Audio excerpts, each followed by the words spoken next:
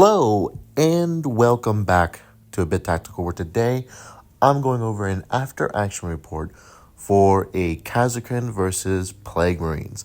I'm actually going over two of them because I got to play two games with the Kasrkin and the new rules, and that's why it's on a battle report, because I didn't have time to film, and that takes a lot of time, and I didn't want to do that. I just wanted to play the game, get the strategies out, give you guys my thoughts. If you don't care about the battles themselves, you just want the guide and stuff, look into the description. It's going to be timestamps. It's going to be at the end of the video. But for now, let's get right into the games.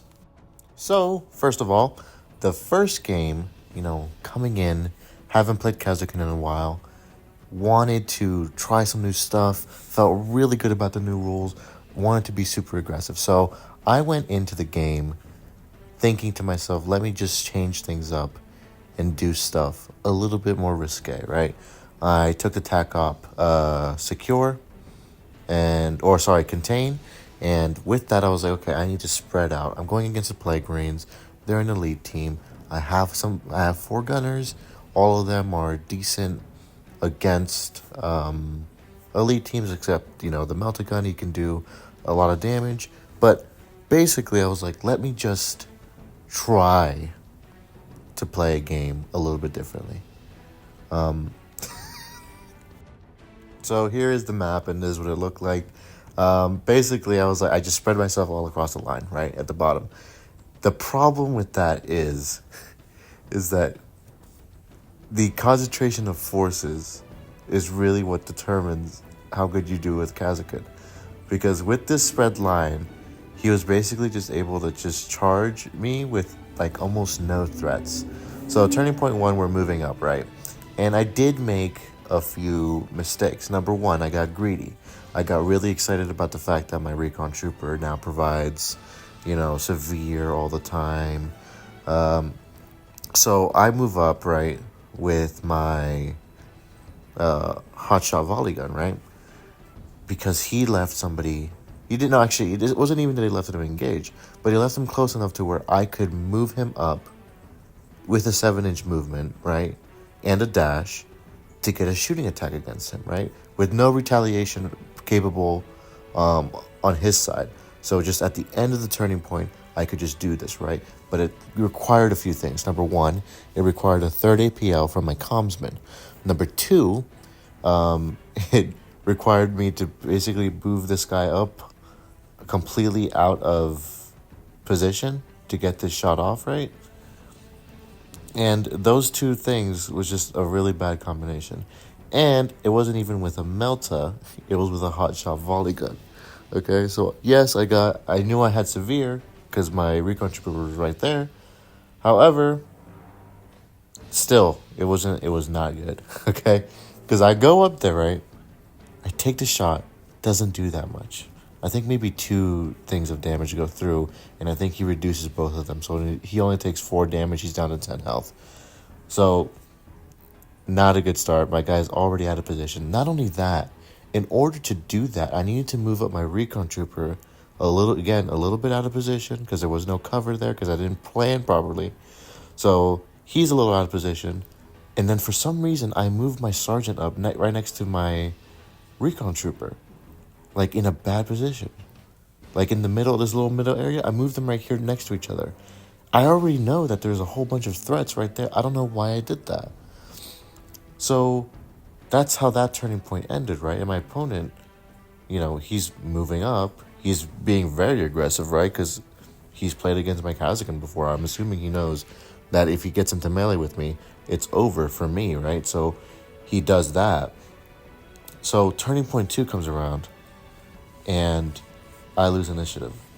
Number one, I didn't seize the initiative last turning point. I don't know why I didn't do that. But he goes, I do my relocate, ends up not mattering.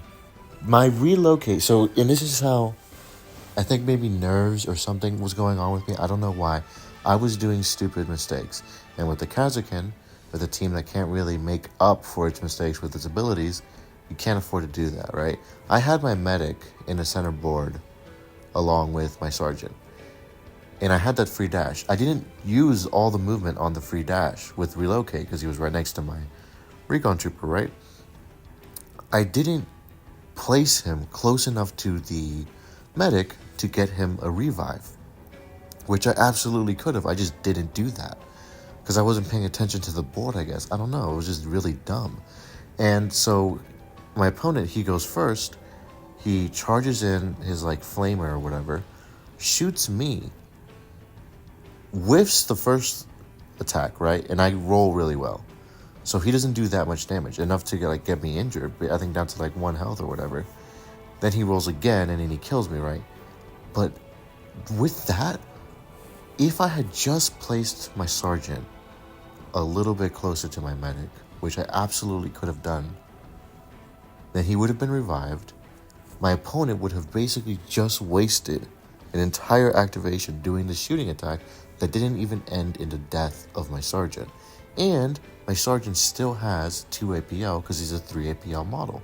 Even though his APL was reduced by 2, he can still do stuff. He's still very effective. So, and his tactical ability, his special ability, costs 0 AP. So it's so much good could have happened if I had just moved him like literally an extra inch, which I already could have. Not good. So board presence, that's a really big thing. Okay, you have to be present at all times, paying attention to where your models are and what they're doing. But turning point 2, right? I go with my hotshot volley gun again, right? I'm already down a sergeant, so I'm like, okay, this model's probably going to die. I shoot again, still don't kill the model that I just shot, right? He's at 10 health. I think I maybe reduced him down to 3 or something. And then I charge block his icon bearer. And I'm like, okay, things aren't I was already looking at the board and I was like, this is not looking good. He then charges up with his warrior. And this is a mistake I made. I pushed up too far. I wasn't defensive enough with the Kasrkin against an elite team that was being aggressive. I should have let him come to me more. He was able to get into a position where basically he was able to shoot my demo trooper because he was flanking him, and he was within 2 inches of my plasma gunner. So he got a nice double kill right there, right? So he's only activated twice, and already 3 of my models are gone. Okay, 3 of my models are gone. One side of the board is about to be like completely just dominate. I think the only other model there was the comms or the Vox Trooper, and obviously I'm not doing anything with him, right? My other side I still have my grenade launcher and my Melta, but still, right? And then I have my regular trooper and my medic. So then I go, right? And I do, I think, an ineffective shot with my grenade launcher. Doesn't do much damage. I think 5 damage goes through, 1 crit. Again, not good. He then goes with another Plague Marine model. I'm not sure which one. But he gets another double kill with my medic and my regular trooper. So my regular trooper and my medic both go down immediately, right? So that's, at this point, 5 models. Half my team is done. 2 of my models have already gone, taken some of their best shots. Also, we played Contagion on my Melta Gunner. So again, everything is looking bad. Everything is looking real bad. I then finally, I try to move my recon trooper, do something. I can't. I don't do anything. I take a shot just because I'm desperate. I'm flailing at this point. And he moves up with, I believe, his sorcerer and just kills the recon trooper. Kills the recon trooper. And then at that point, I think I had 4 models left. 2 of them have already gone. I had 2 left. The 2 that I had left was the Melta Gunner. And I think actually that's it. It was just the Melta Gunner that I had left to go. And the Vox Trooper. And so I was like, it's over. There's nothing. He had his full team. Turning point 2, his full team is still alive. I'm down to 4 models. He activates his icon bearer. My hotshot volley gunner dies. Not good. So the first game, and I look at the clock, and I'm like, we've only been here an hour. We could get a second game in if I concede right now. And then I let the game go on. I think I halfway through turning point 2, I thought that. And then 20 minutes later, I was down to 4 models. And he just killed my last one, and I was like, okay, I think I'm just going to concede. Because there's no coming back from that. There was no coming back. If the game had taken longer, like 2 hours at that point or whatever, I would have just let it play out. Because we couldn't get a second game in, but I knew we could get another or at least to turning point 4 on a second game. So I conceded in the first game out of the new Kasrkin. I lost utterly. I was basically tabled by turning point 2. If we got to the end of the turning point, I think I probably would have only ended up with 2 models, to be honest with you. Like, it's not good when, as a horde team, you have less models at the end of turning point 2 than an elite team does. Insanity. So, first game ended up a loss. Not good. Second game, we kept the same map, just because I guess we just didn't want to struggle or whatever. We were playing Upload, and this is where I completely changed the strategy again. And by completely changed the strategy, I mean I just went right back to Kasrkin Guide, my Kasrkin Guide strategy that I had. Like, the strategy that I had with this team was that what I'm going to do is basically just stay on one side of the board, kind of in the deployment phase, like stretch out my guys a little bit, so to make my opponent think that I'm still trying to split up a little bit, so that when he can spread out a little bit as well, and then I move all my forces to one side of the board and just focus down on that, right? Especially with the board we were playing on, I believe I can't remember off the top of my head. I believe it's map 3 on the any kill zone map variants. It's the one where the 2 objective markers are like right next to each other. Also, those are just the more entertaining matchups. But we were playing that, right? So I was like, okay, so now I can really, if I super concentrate here, I can really make a play for something, I think, right? And I did. I think I played everything a lot smarter than the first time. Number one, I was very aware of my medic. I was like, let me put my medic in very smart places to cover people that I want. And who do you really want to cover right now as a Kasrkin? Your recon trooper. So I set up my recon trooper and like a little bit in the mid board, and I placed my medic like 3 inches behind him, and then 3 inches away from the medic, I also had my plasma gunner. So my plasma gunner and my recon trooper were set up more defensively, both of them within 3 inches of the medic, just in case anything happens, right? And then I had everybody else set up on the screen. So I had my grenade launcher. He also stayed near spawn.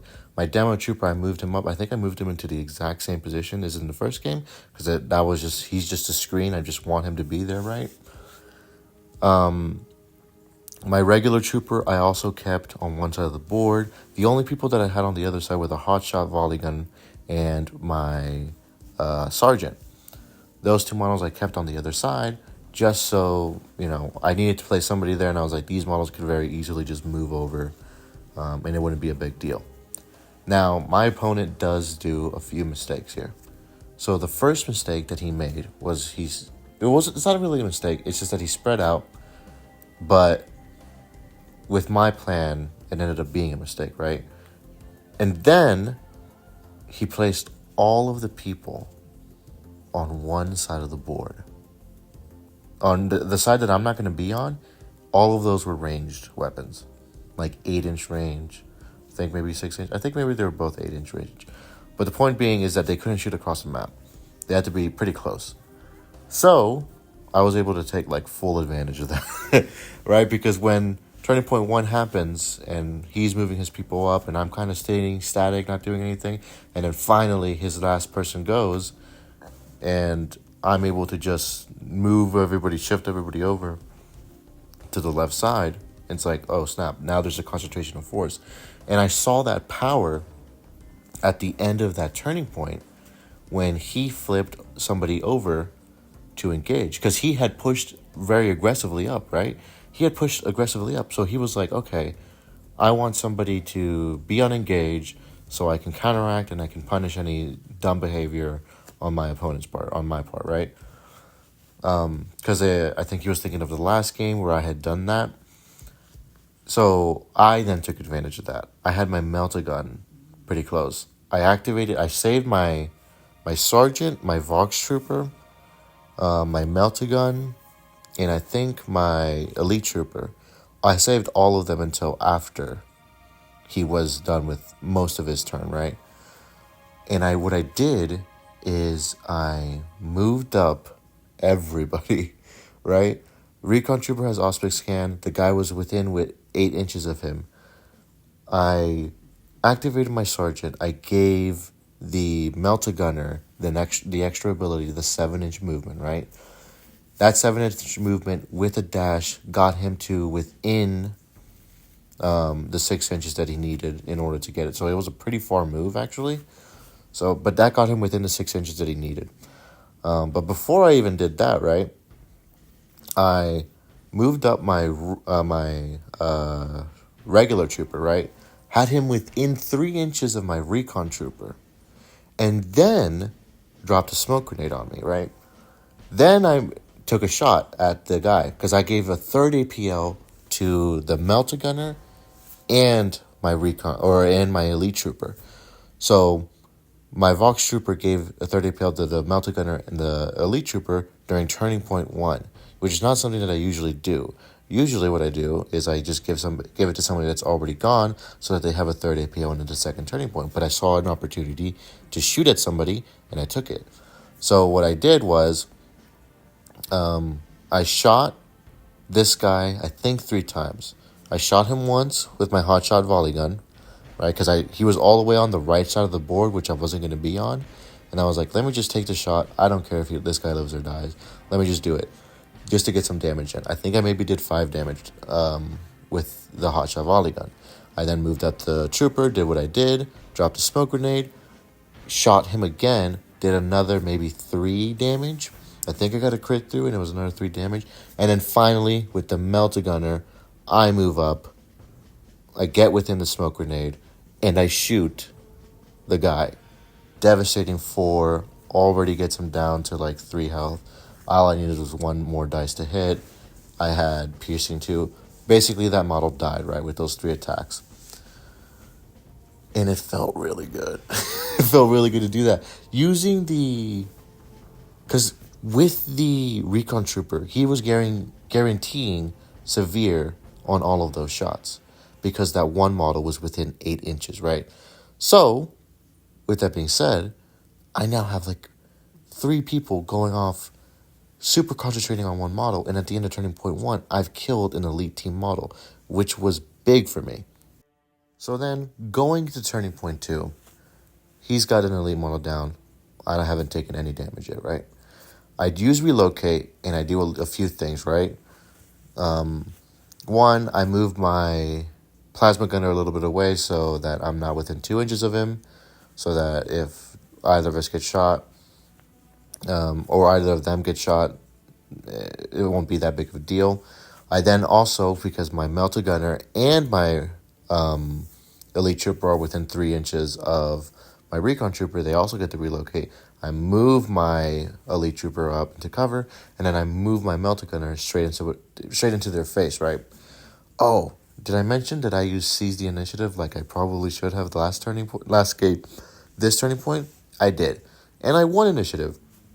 I ended up not having to use season initiative, but I did win initiative, which was good because now I got to do what I think every person who has a Melta on their team wants to do, which is to get a double kill with the Melta, right?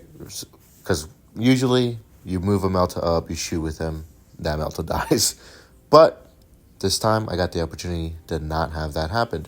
So I play elimination pattern because I want P1 on all my weaponry. And I think that's it. I think that's all the strategy plays I play. I was also really conservative with my CP this game. The previous game, I was very aggressive. I think turning point 1, I used 1. Turning point 2, I used 2 for the strategy ploys with clear and sweep as well, which didn't really work well. And then I think I used 1 for like neutralized target. And it was a waste of all CP. This time, I didn't waste any CP, okay? I used it one time, and I was like, let me just keep back and let the dice do what they do. So I go with my melted gunner. I shoot at his icon bearer. Brings the icon bearer down to 1 health, 1 HP. And then I just stay there. I was like, then actually, no, sorry, I don't stay there. I charge block him, right? Because with that dash, that was able to get me into position where I could shoot him pretty easily, right?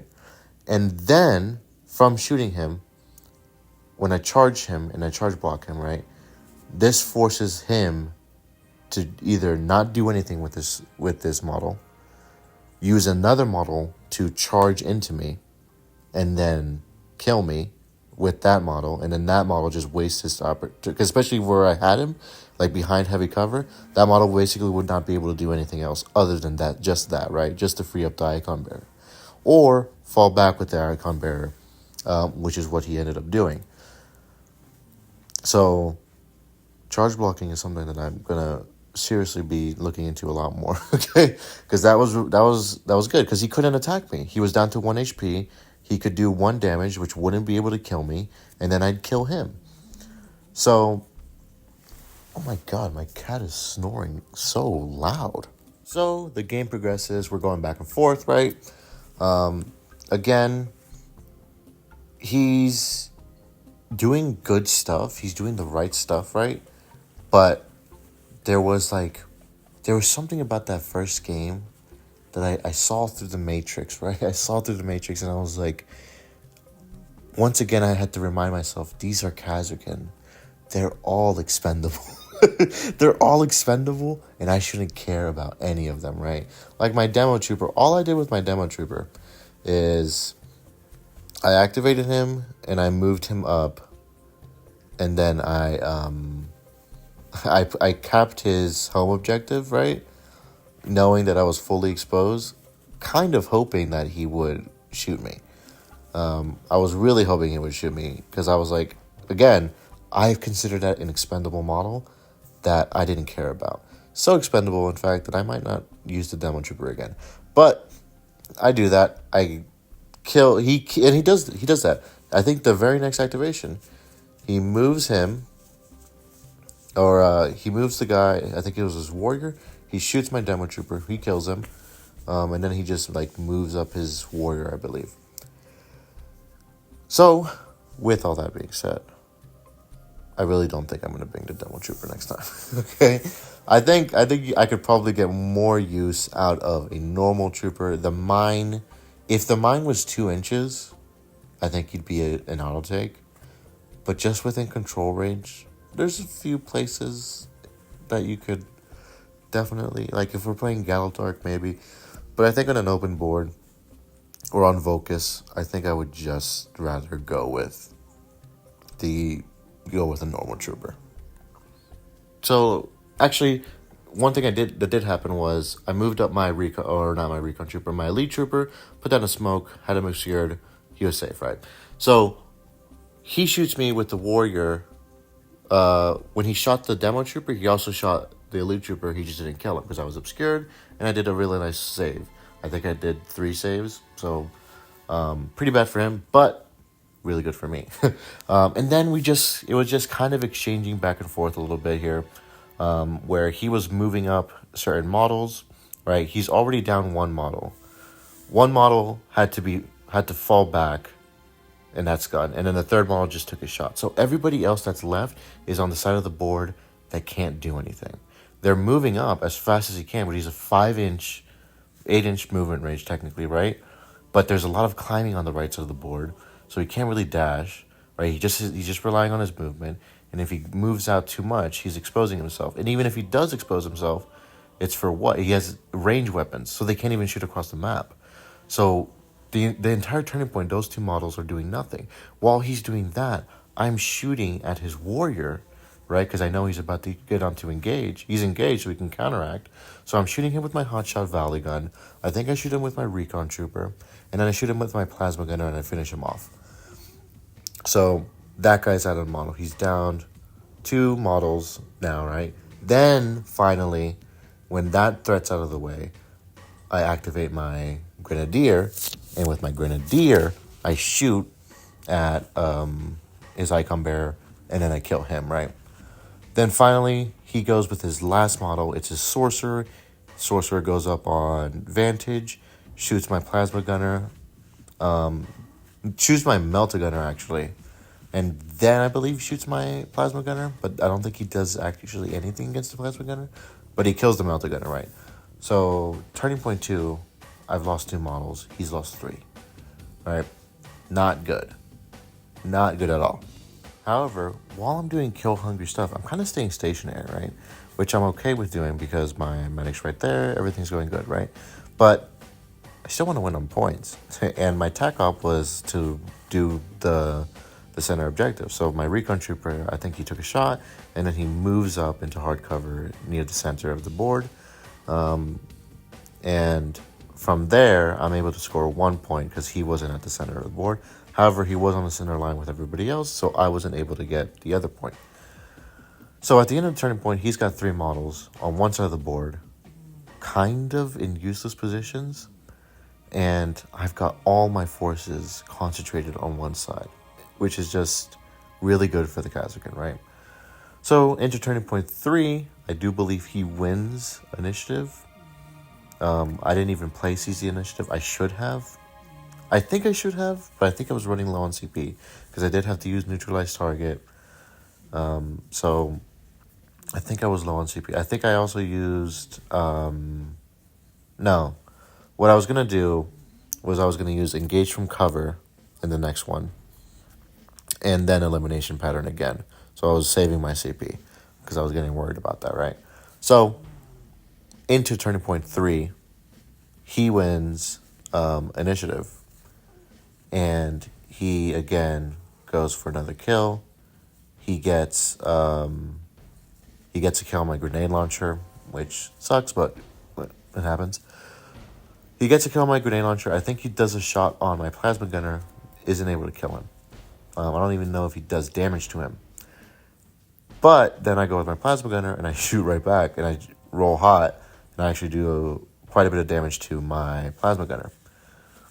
So I then move my plasma gunner down just so that he's on the center line, right? Now, my objective here is just to rush the center line just so I can get both tac op points and the center and hopefully do some damage as well. And in order to kind of ensure that, because every other model that I had on the board at this point is in conceal. So now I'm like thinking to myself, hold on, I could try to be super aggressive and kill his models. I could try to do that. Or I could not, and I just stay over here and wait for him to come to me and then see where opportunities get us, right?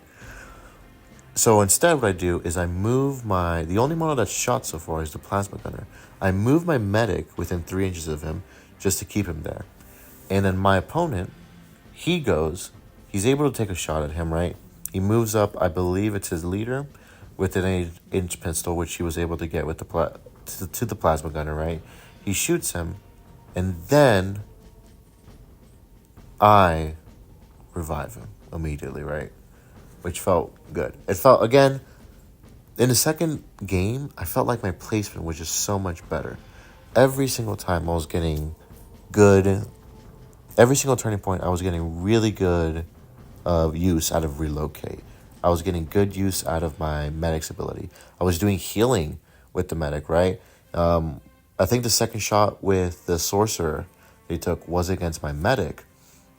And my medic got down to like 3 health, and then 2d3, he heals himself. He got to 6 and a 2, or 6 and a 3, I think. And he gets 5 health back. He's back to full health. He moves back, covers the plasma gunner. Plasma gunner gets healed. or not healed. He gets revived. I don't even think I healed him the rest of the time because I don't think I needed to.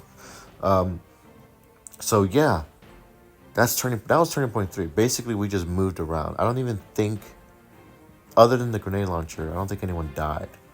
I don't think anyone died on his side either, right? No, that's not true. I think his leader did die. I think I moved up my sergeant, shot him, got piercing 1 with him, and I was able to take him down. So turning point 4, he's down to 2 models. I'm down to 5 models. And it was so good because I got initiative. And what I did was something that I've thought about doing ever since I got the rules, or these new rules, which is my sergeant got 4 Kadia, and I moved him up, and I did 7 damage with with his power weapon. Oh, by the way, this is my this is my model right here. This is my model for this is the model that I used for the sergeant. Because I didn't, my other models, they have the plasma pistol and the chain sword because I think that's so good. But I was like, I want to use the power sword here because this is the one thing that I thought about that you could do 7 damage with. So it is. It's the demo trooper with a demo mine strapped to his chest, and then he's got the power sword and the pistol. So, and then I got a crit, did 7 damage, was able to just outright kill. I believe it was his flame dude. So, and then I think we just moved, tried to do points. I couldn't actually kill his last model, I don't think. But at the end of it all, I think I got max points and he got 14. I think we use like an app now. It's the KT Cards app. It's 18. It was 18 points on that, but I think we're capped at 16. I think that's the most you can get on victory points. I could be wrong on that though. But yeah, it was the second game was way better, obviously for me, than it was the first game. But even I think in terms of like doing stuff, it was just better. Like I thought about my positioning a lot more, which is really important. And I actually used my abilities to the fullest extent. So, what do I think about all that, though?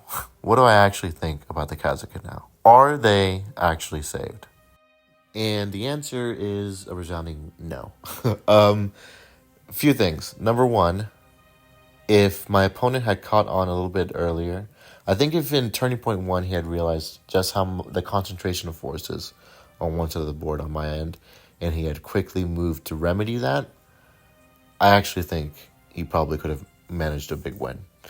The only reason I beat him was because of that. I was basically able to defeat him in detail. There were a few separated units.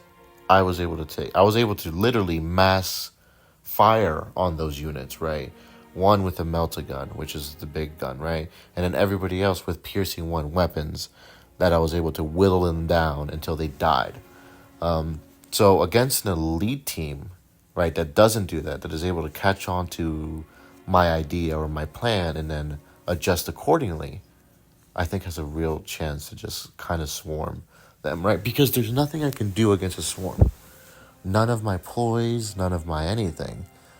None of the things that the Kasrkin can do is strong enough to just straight up, not even destroy somebody, just rebuke it a little bit to allow you to get some breathing room. There's nothing within the Kasrkin playbook that can do that other than cover retreat, and even then it's like you kind of just have to be lucky that when they do charge you, they don't kill you, or that they charge blocked you, or that you charge block them. The point being that with one specific strategy, I was able to win. If somebody figures out that specific strategy, they're going to win, right? If they're able to counter it effectively, which I don't think it'd be that hard to counter, they're going to win. You can't do much against a team that can charge you basically guaranteed that you're not going to be able to do anything about that because you only have one model that's a melee threat, right? So they charge you, kill that model, and then shoot another model. You save on 4s.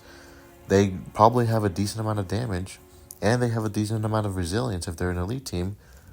Yeah, like, they're able to do too much damage in shooting and too much damage in melee that double kills are against the Kasrkin especially is pretty decent chance. So with all that being said, no, I probably do think that there's a little bit more that the Kasrkin can earn to get up there. Mainly a combat option, past just the sergeant. A real option that would allow them to, at the very least, survive. That's all I'm asking for, is survival on the Kasrkin's combat options. I agree they should be a shooting team, but they need just survival when it comes to combat. So that's my thoughts on that part of it. With the troopers themselves, what I want to do next time I play is I want to give the sharpshooter another shot, because the volley gun was not performing as well as I wanted him to with the 5 attack. Yeah, it just wasn't performing as well. And now that I'm guaranteed severe with my recon trooper, basically, I want to really try the sharpshooter so that I could see what the effects of having another devastating weapon on the team is, as well as switching out my demo trooper for a normal trooper. I think that would really actually be helpful, because then you could have one shoot a stun grenade every turning point and another one do a stun or a smoke grenade.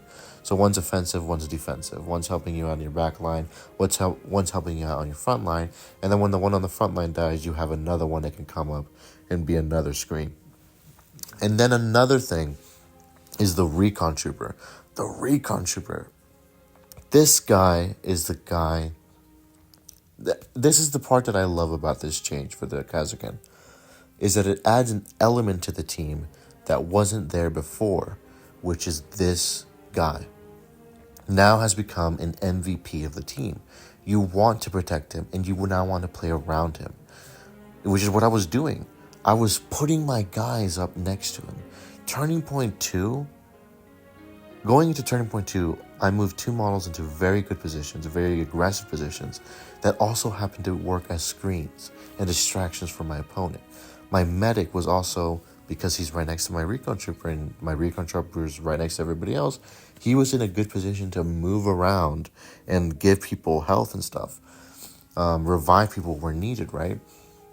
So because of all that, I think that is the direction the changes for the Kasrkin should be.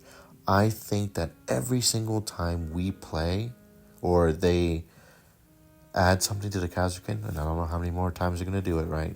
They're almost at the end of their life. They should make it more based around the operatives and proximity to each other, helping out each other, working as like an elite special ops team, which is what they are, or what they're supposed to be. So having some more teamwork elements in there, I think would be really, really nice. What those elements would be, I'm not sure. I think maybe changing an equipment so that there's some connection, or maybe even changing a skill at arms, or adding a skill at arms, one that's connected to 2 operatives or 3 operatives, where they have to, they gain a special ability, but they have to work together in order to use it, right? Well, I think one, like Sanctifiers have a thing now where I think you give an equipment piece, or somebody has something so that they can move up with the leader, even though they're on the other side of the board. Maybe that's a skill at arm, where it's like, hey, if you're Kasrkin, what you can do is you can choose 2 models, and one model moves up, and the other model can also move up with him, so long as they end within 3 inches of each other, right? So now, I don't know, maybe that'd be like an extra skill arm that you have to order into somebody. I don't know. Just something that makes it so that you have to be forced to work together as a team, as Kasrkin. But overall, I think these are good changes. It makes the Kasrkin stronger at what they were. without really taking away too many of the weaknesses, which is good. It makes the game fun when someone is strong and has a little weakness.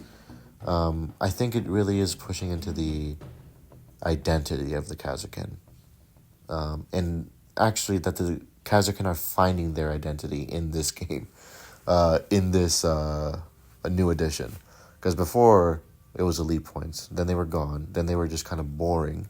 Now I think there's something here, there's something being built here, and I guess I'm just excited for the next quarterly balance update. I am still going to try the Hot Shot last. That one I will film. I will 100% film and do a battle report on the all Hot Shot last Kasrkin. Probably not going to happen in a while. I do have a tournament next week, so that's something to keep in mind. But that's it for me, guys. Thank you for watching. And I think that's all I have to say, because my voice is hurting because I'm yapping a whole lot.